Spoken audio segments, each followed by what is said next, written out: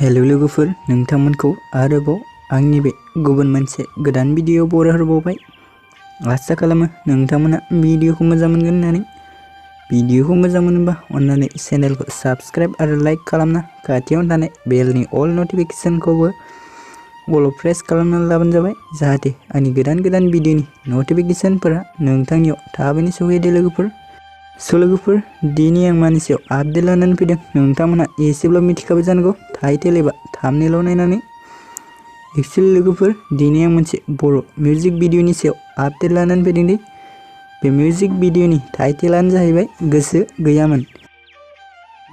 गिबियावनो भिडिअफोरा गोरोन्थिफोर जालांब्ला नोंथांमोनखौ निमाहा होगोन होनना आसा खालामनाय थाबाय दे लोगोफोर।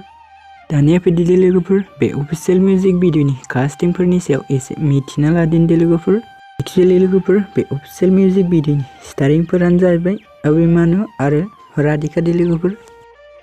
आरो नोंथांमोनहा बे अफिसियेल मिउजिक भिडिअआव गुबैयै फावखौ खालामनाय नुनो मोनबावदों बिजय, राजु, दिने, गोम्बोर, विष्णु, मनुमति, सोरजि, कनिका, बेवला आरो लब'।